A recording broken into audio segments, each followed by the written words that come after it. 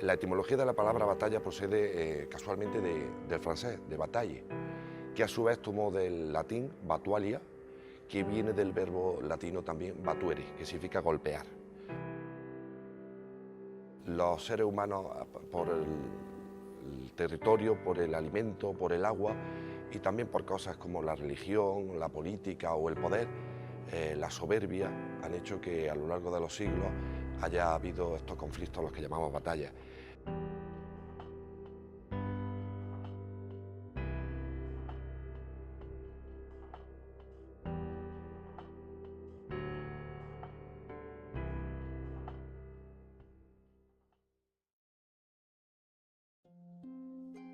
El ejército francés entró en España a consecuencia de la firma del Tratado de Fontainebleau entre Godoy y Napoleón en 1807, en el que se decide entrar para invadir Portugal y se accede a que el ejército francés transitara por nuestro país. Relación indiscutible tiene la Revolución Francesa con lo que es la Guerra de Independencia, el hecho de la libertad, la mezcla de la monarquía absoluta con la monarquía constitucional, el parlamentarismo, toda esa serie de cosas.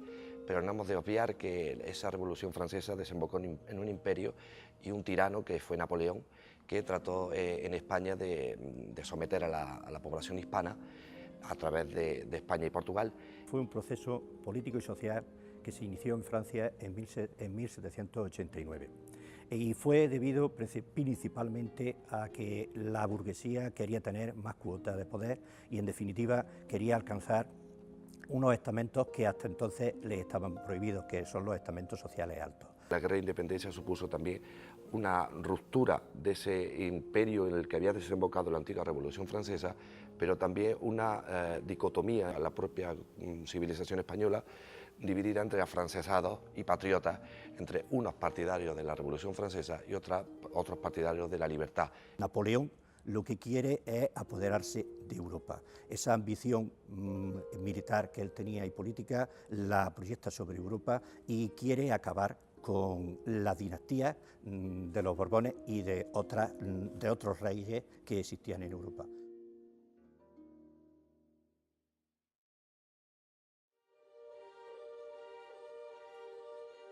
En España existía una monarquía que podemos llamar que era muy débil, la monarquía de Carlos IV. Era un rey ya mayor y Napoleón intenta aliarse con España. De hecho, el Tratado de Fontainebleau en 1807 propició que las tropas francesas empezaran a pasar por España con la idea de llegar a Portugal y así de esa manera poder ocupar Portugal, que estaba aliado con Inglaterra y que estaba haciendo lo que se dio en llamar un proceso que fue el bloqueo continental.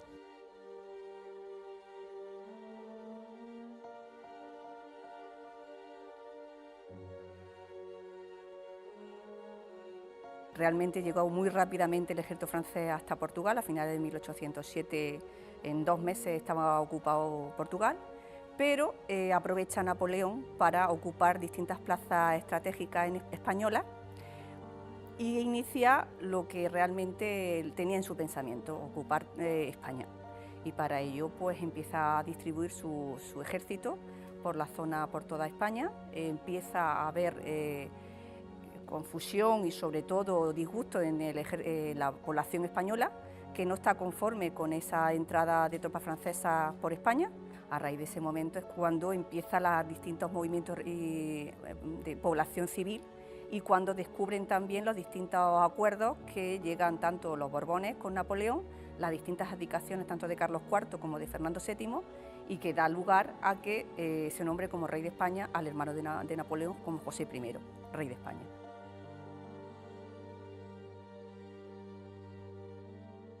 Todo eso provoca un disgusto en la población española y el levantamiento inicial del 2 de mayo y toda la formación de las juntas supremas, las juntas locales, que empiezan a prepararse y organizarse pues, para luchar contra el invasor francés, porque ya se contempla como invasor, no como amigo, como se había firmado en el Tratado de Fontainebleau con esas directrices que no cumple Napoleón en ningún momento. Es una sublevación popular, puesto que las tropas españolas, como éramos aliados de los franceses, tienen orden de no intervenir y se quedan en sus cuarteles, y entonces es el pueblo el que se arma pues con unas armas muy rudimentarias, machetes contra sables, y entonces intentan defender, intentan lógicamente vencer a las tropas francesas. Intervención importante de Daoíz y Velarde, dos capitanes de artillería que en Monteleón, pues en el cuartel de Monteleón defienden este cuartel y se enfrentan a las tropas francesas, aunque al final son vencidos. Entonces se producen los clásicos fusilamientos que ya conocemos, que plasmó Goya en su obra del 3 de mayo, de la montaña del Príncipe Pío, y también los dos alcaldes de Móstoles, Andrés Torrejón y Simón Hernández, lo que hacen es que mandan o lanzan su bando, ese bando que pedía que todas las fuerzas y todas las ciudades y pueblos españoles se levantaran en armas contra los franceses. Podemos decir que así empieza la Guerra de la Independencia, que duró 6 años, de 1808 a 1814, y que tiene cierta influencia con las ideas de la Revolución Francesa, puesto que Napoleón lo que realmente quería introducir en España era, primeramente, acabar con la monarquía absoluta de Carlos IV, como habían hecho con la de Luis XVI, y posteriormente también lo que pretendía era pues hacer de España una nación con otro orden institucional y político.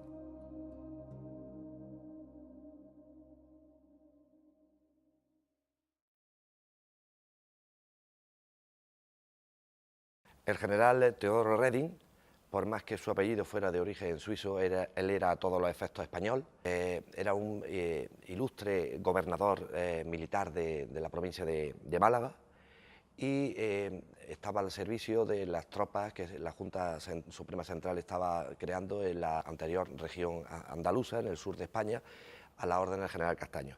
El general Reding, aparte de político, era militar, y fue al que se le encomendó la tarea de reclutar a las tropas en la parte oriental de Andalucía, fundamentalmente Málaga, Granada, Almería y Jaén, y tuvo un papel importantísimo en la batalla de Bailén. De hecho, para muchos fue el auténtico vencedor, el que a ras de suelo y en el campo de batalla pisando polvo fue el que pudo someter al tirano napoleónico. Inicia como capitán en 1772 su andadura militar. Después asciende a coronel, posteriormente por méritos de guerra asciende a brigadier, a mariscal de campo y por último a teniente general. En definitiva, fue un hombre que se destacó precisamente, aparte por sus dotes militares, por tener una gran humanidad. Cuando en 1808 se produce el 2 de mayo y cuando las noticias llegan a Málaga, Reding se levanta en armas junto con la tropa que tenía a sus órdenes. Por un lado el regimiento Reding número 3, un regimiento de suizos, después el regimiento de la Reina, que estaba acuartelado en Málaga, y el regimiento de caballería montesa. Aparte de eso, también son miles de voluntarios malagueños los que se unen al ejército, y a la misma vez la Junta Suprema de Granada lo nombra capitán general del Ejército del Reino, y por lo tanto más de 3.000 voluntarios granadinos se unen a este ejército, que se pone en marcha para unirse al ejército del general Castaños, que había formado en Utrera, y forman lo que se dio en llamar el Ejército de Andalucía.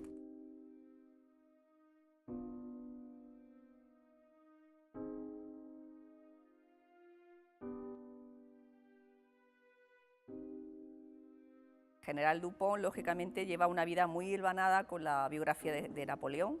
Es de los generales que se suman al ejército y apoyan al cónsul Napoleón cuando empieza su carrera política, que no militar.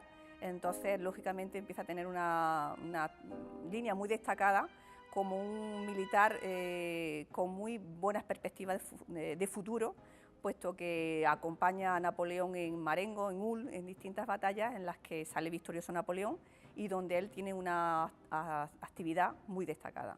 Entonces es uno de los generales que cuando deciden ocupar España confían en él, es más, le dan hasta el máximo protagonismo de que sea él el general que ocupe toda Andalucía, que sea el general que consiga liberar a lo que es al almirante Rossellini, que está en Cádiz desde 1805, cuando pierde su fragata y está en Trafalgar, está detenido en Cádiz, y en una de sus tareas es ocupar Andalucía y liberar a Rossellini. Y con la derrota de Bailén, pues viene su declive militar y su declive político, lógicamente, puesto que es uno de los pocos generales que regresa a Francia a raíz de la derrota. En las capitulaciones los soldados de alta graduación pues se devuelven a Francia, entre ellos va él, y lógicamente Napoleón, cuando lo recibe, lógicamente no lo va a recibir con los brazos abiertos. Lo degrada, le quita todos los grados militares, todas las condecoraciones habidas y por haber, e incluso el título de conde que se le había otorgado, y se le mete en prisión.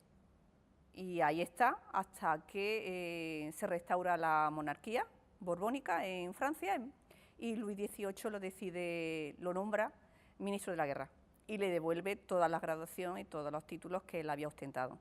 Dura muy poco tiempo en el cargo porque no le gusta la vida política, se retira a su condado y para 1840 fallece.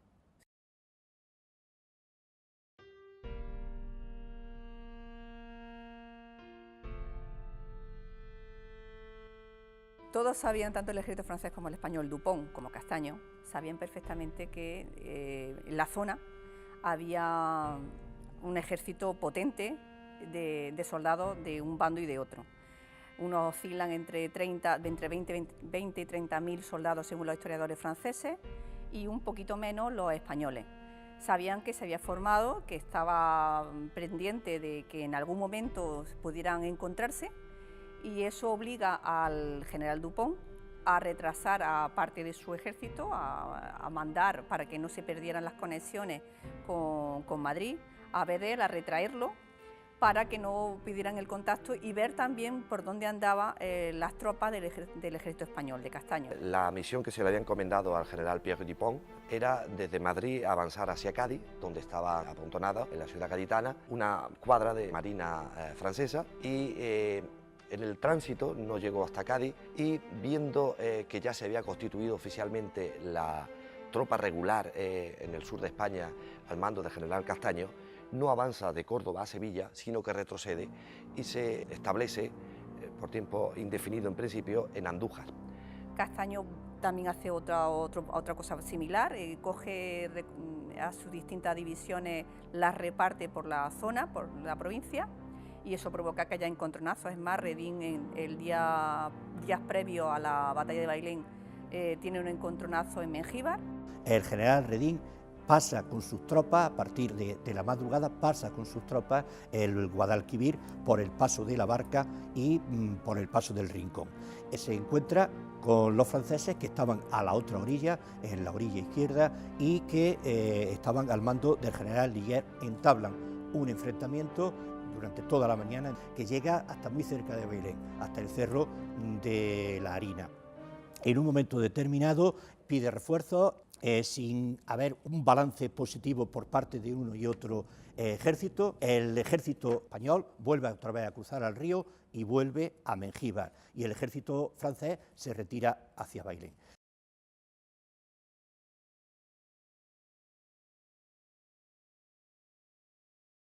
La batalla de Bailén, la primera derrota en campo abierto de una tropa napoleónica en Europa, comenzó a las 3 de la madrugada del 19 de julio en lo que hoy llamamos el Ventorrillo. El Ventorrillo se produce en los primeros disparos, las tropas españolas y francesas accidentalmente se encuentran sin remedio, y no había más remedio que el enfrentamiento. El ejército español había llegado a Bailén el día 18 por la mañana, y el pueblo de Bailén, que en aquel momento estaba escondido en la zona aledaña a Bailén por miedo a los franceses, al enterarse de que las divisiones de Redín y de Coupigny estaban en Bailén, pues vuelven al pueblo y van a participar activamente en la batalla. El general Redín entra pensando que iba a estar Vedel en Bailén, cuando descubre que Bailén está solo, que no hay nadie, no hay tropa francesa ocupando Bailén, entonces se sitúa en Bailén. Estaba Bailén totalmente desocupado de franceses. Entonces se establecen y están vivaqueando durante todo el día. Mientras tanto, las tropas francesas, eran las tropas de Vedel, habían seguido camino hacia Guarromán, La Carolina, y habían llegado hasta Santa Elena. Dupont se pone nervioso viendo que no hay movimientos, que Vedel se retrasa, que pierden conexiones, y decide ponerse en marcha la noche del 18 al 19, porque sabía que Castaño estaba por detrás pisándole los talones. Se pone en marcha y ¿cuál es su sorpresa cuando llega a la zona del Rumblar, a la zona de Zocueca? Que sobre las 3 de la mañana de la madrugada, pues empiezan a encontrarse la avanzadilla francesa con el ejército español que está colocado en las afueras de Bailén. Lógicamente todo el mundo empieza a movilizarse, Redín le da tiempo a distribuir sus fuerzas. Elaboran lo que se llama el plan de batalla, el plan de Porcuna. Lo que se pretendía era que el general Castaño atacaría por la vanguardia, es decir, desde los visos de Andújar, y el general Redín y el marqués de Coupigny entrarían por la retaguardia desde Bailén para formar una tenaza y poder así vencer al ejército francés. Intercala tropa de infantería con artillería, una artillería muy potente y de largo alcance, superior a la francesa, y deja en los flancos y la parte trasera a su caballería. El ejército francés venía en camino, venía haciendo tránsito y lógicamente venía en fila, por decirlo de alguna manera. ¿Cómo distribuyó Dupont su ejército? Bueno, pues puso el ejército más preparado en la parte delantera y en la parte trasera. La central la dejó para el ejército menos preparado en batalla. Ante el estallido de la batalla, el pueblo de Bailén, que estaba aparentemente durmiendo una madrugada calurosa del 19 de julio, pues se levanta y mujeres, niños y hombres mayores en el primer momento huyen, como es lógico, aturdidos por el miedo y el pánico que supone todo enfrentamiento bélico entre seres humanos. Se organizan y se constituyen en bandas, podemos decir, de mujeres que con cántaros maltrechos y ayudando como podía, iban llevando agua no solamente para los soldados españoles, sino también para los cañones que tenían que continuamente ser enfriados y refrigerados. Personas mayores, los hombres mayores que ya no podían empuñar armas, y los niños estuvieron con sus caballerías acarreando agua a la zona de la batalla, puesto que fue muy importante. Y sobre todo llevaban agua y después traían también a los primeros heridos españoles. Y las mujeres desarrollaron también una labor muy importante. Ten en cuenta que pudieron ser las primeras enfermeras de campaña, puesto que en los hospitales de sangre que se abrieron en las casas de Bailén, que todas esas casas quedaron abiertas para recibir a los heridos de la batalla, del bando español, por supuesto, pues las mujeres estaban preparando vendas, lavando a los heridos, y después prepararon también el rancho para que pudieran comer las tropas, puesto que durante todo el día se estuvo batallando. Conforme iban llegando las tropas francesas, iban atacando. Cuando empieza a amanecer el día, a las 6 de la mañana ya empiezan ya realmente los choques, lanzarse Dupont al ataque, y es cuando empiezan los primeros encontronazos y los primeros ataques para intentar romper la línea española. Hay que tener en cuenta que el ejército español estaba muy desasistido de sombra, es decir, estaba desplegado en una zona donde no existían olivos ni encinas, cosa que el ejército francés sí que tuvo esa suerte, porque en la zona en la que ellos estaban, pues sí que había olivos y había algunas zonas de monte bajo y de encinares. Pero el ejército español estaba a pleno sol, y en aquellos momentos, con las temperaturas de 40 o 45 grados que se dan en Bailén, aquel martes, día 19 de julio de 1808, pues la verdad es que los ejércitos y los soldados españoles estaban muy necesitados de ese agua que le llevaron. Realmente Redín supo ocupar y colocar muy bien su ejército, y cuando manda a sus coraceros, que era una de sus tropas mejor preparadas, pues choca con la artillería que ya estaba arrasando la artillería francesa. Lógicamente no se encuentran protegidos por una artillería que puede proteger el avance del ejército francés. Y a pesar a lo largo del día, desde las 6 de la mañana hasta las 12 de la mañana, que se producen varios encontronazos continuos, no consigue romper la línea española, se desespera, cada vez conforme van llegando sus tropas, en lugar de dejarlas descansar, las va incorporando al ataque, con lo cual no da tiempo a organizarse y las va mandando y las va diezmando. Uno de los mayores conflictos que estaban no solamente era por el imperio y por el rey, sino por el agua. Lo más concreto, lo que tenían, ya lo narraba Benito Pérez Galdós en el episodio cuarto de su episodio nacional, el titulado Bailén. Casi lo más importante de la batalla, lucharon por el agua. Pensamos que estábamos a 45 grados en el fragor del combate, un 19 de julio, y el agua era muy necesaria. Los bailenenses y las bailenenses, hay constancia mediante documentos, y los propios franceses en sus diarios contaban cómo las mujeres le dieron agua también a ellos una vez terminada la contienda, cuando ya se había producido la victoria de las tropas españolas.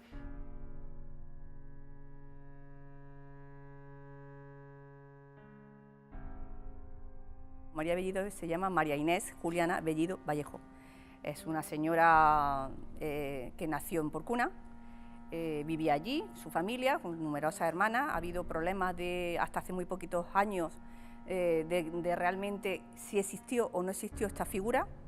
Hace cuestión, a raíz del bicentenario de la batalla de Bailén, se ha podido demostrar con testamento, con actas matrimoniales, etcétera, que realmente su figura sí existió, que no es una leyenda surgida a raíz de la visita de la reina Isabel II en 1850, creada por los políticos y locales, y se ha podido demostrar que realmente existió su figura. ¿Cómo viene a parar aquí a Bailén? Bueno, viene a parar aquí a Bailén pues porque resulta que se casa con un vecino de la localidad. Se casan y lógicamente se viene a Bailén aquí a vivir.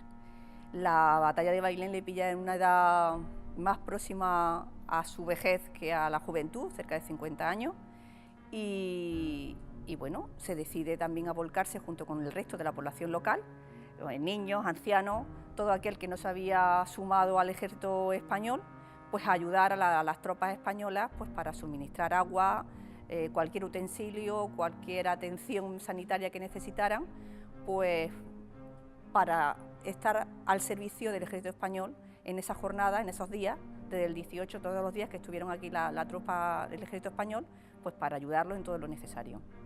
¿Cómo surge su figura y se destaca con respecto a las demás? Bueno, pues porque tiene la suerte, por decirlo de alguna manera, de llevarle agua al general Reding en el fragor de la batalla. En ese momento, una bala que iría a lo mejor dirigida al general Reding o una bala perdida, pues impactó en el cántaro y rompió el cántaro, y entonces ella, lejos de asustarse y de salir despavorida corriendo, pues se agachó, cogió un trozo de cántaro que todavía mantenía agua y se lo dio a beber al general. Realmente por eso destaca el valor de la mujer en Bailén, porque echaron todo el resto para ayudar y llevar agua a un ejército que estaba lógicamente sediento por el fuego de las cargas de bala, como por el calor que ese día hacía. El campo izquierdo del escudo de Bailén lleva un cántaro roto que representa a esa figura, María Bellido. El cántaro roto representa el pueblo de Bailén y su labor en esa histórica batalla. Y también refleja, por supuesto, el buen hacer laboral que aquí se hacía, que era el cántaro en Bailén. El general Reding tomó buena nota de su nombre y después pues, se le premió por su acción. Esto nos viene a demostrar que el pueblo de Bailén fue elevado a la categoría de héroe aquel día, puesto que todos estuvieron luchando. Hasta la última hora que manda a los marinos de la Guardia Francesa, que es su ejército, su más diestro en batalla, que tampoco consiguen romper la línea. Y viendo que no había manera y que no se conseguía y que Bedel no volvía sobre sus pasos y para defender y apoyar a Dupont, pues decide darse por derrotado y empezar conversaciones pues, para la capitulación. Y a partir de ese momento es cuando llega Bedel, que ya llega tarde, porque se ha retrasado de una manera un poco inexplicable. Pensaba que los ataques que se estaban produciendo eran pequeñas escaramuzas, eran encontronazos leves, no eran de la importancia que tuvieron, y cuando llega a Bailén y empieza a atacar, realmente ya estaba todo terminado, y Dupont teme que si deja el camino abierto a Bedel para que siga atacando a las tropas españolas, ya sus soldados que están presos puedan ser pasados a cuchillo. Entonces, lógicamente, pide a Bedel que pare, que paralice su acción y que se incorpore al ejército que se ha dado por derrotado. Lo que resalta es la heroicidad del pueblo de Bailén, que fue capaz de acompañar al ejército y de estar apoyando al ejército en esos momentos tan duros de lucha y de enfrentamiento. Pero también hay otra cosa que destaca, y es que, según él, en Bailén no hubo ninguna persona, ningún hombre, ni ninguna mujer, nadie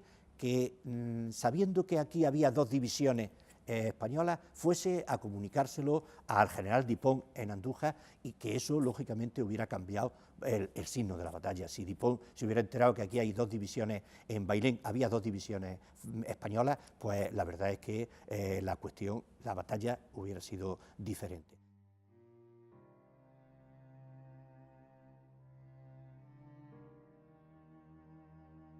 A través del magnífico cuadro de Casado de la Alisal de 1852, La rendición de Bailén, hemos tenido una imagen sesgada, tergiversada de lo que fue el hecho histórico de la batalla de Bailén. Ese momento nunca se produjo, nunca ambos generales se saludaron tan afablemente ni nada. Lo que llamamos capitulación o rendición o propiamente victoria son tres términos que no son sinónimos. Efectivamente, la batalla terminó. Tuvo un vencedor, que fue el ejército español, tuvo un derrotado, que fue el ejército francés, pero hubo varios días de capitulaciones en los que estuvieron acordando cuáles eran los momentos y las premisas que tenían que cumplirse. Entonces, el día 22 se firman esas capitulaciones y el día 23 desfilan los primeros soldados, los soldados de Dupont, desfilan delante de las tropas españolas, dejando sus armas y su bagaje. Solamente se les permite a los oficiales llevar su equipaje personal. Y se forman dos grandes columnas, una que va hacia San Lucas y otra que va hacia Rota. Durante ese trayecto los soldados franceses pasaron auténticas penalidades, eran atacados en los pueblos, eran ultrajados. En definitiva, pues fue difícil mantener la calma y el orden en los pueblos por los que pasaban. El general inglés considera que no tienen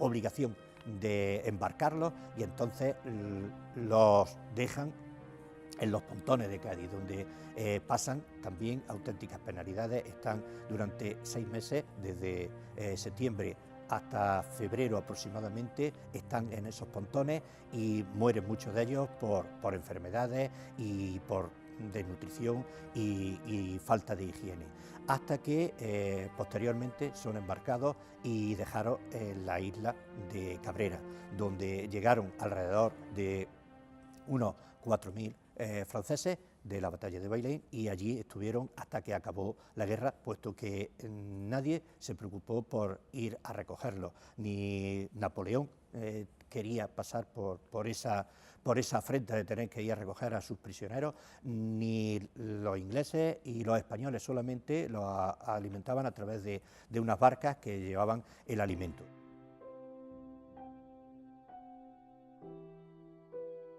Sabemos mucho de generales, nombres de militares, fechas, graduaciones, etcétera, número de fallecidos, número de heridos.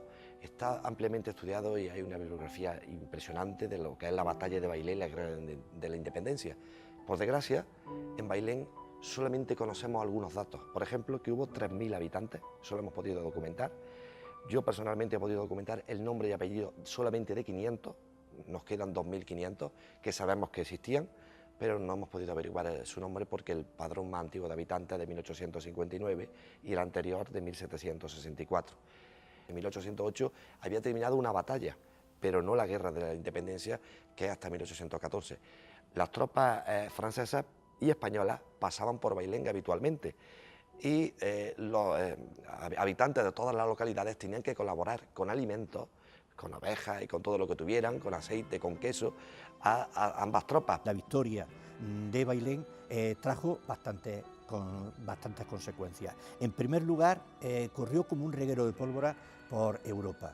Y la verdad que fue una sorpresa que una España que estaba en una situación cada vez más desgraciada, por decirlo de alguna manera, a nivel internacional, pues consiguiera hacer frente a una potencia bélica como era el ejército napoleónico. Ya en 1809 la Junta Suprema Central nos ratifica con el título de muy noble y leal Villa, que entonces éramos Villa, era una población pequeña, y Fernando VII nos vuelve a ratificar ese honor, un honor que actualmente en Andalucía ostenta muy pocas provincias, solamente capitales de provincia y algún que otra localidad. Se hace una revisión de la batalla, de lo que fue el periodo napoleónico en Europa, pues iniciada primero por los franceses, con un investigador francés llamado Thiers, que hace una publicación en la que justifica la derrota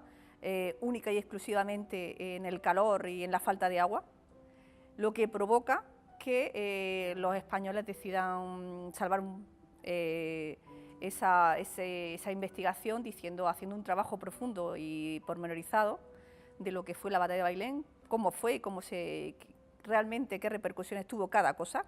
Y lógicamente sí, tuvo importancia el agua y tuvo importancia el calor, pero lógicamente también tuvo mucha importancia la estrategia militar que supo desplegar Reding. En 1850 salen las nuevas investigaciones, Isabel II encarga a un general español, a Zarco del Valle, que inicie esa labor. Incluso apoya realmente ese trabajo de investigación Isabel II con su visita a Bailén, visitando la zona, visitando dónde fue la batalla y otorgándole a Bailén el título de ciudad, e incluso se le da tanta envergadura que se indica a todas las localidades españolas de más de 10.000 habitantes que una de sus 3 calles más principales de su municipio debe de llevar el nombre de Bailén, para memoria y recuerdo de esa histórica batalla.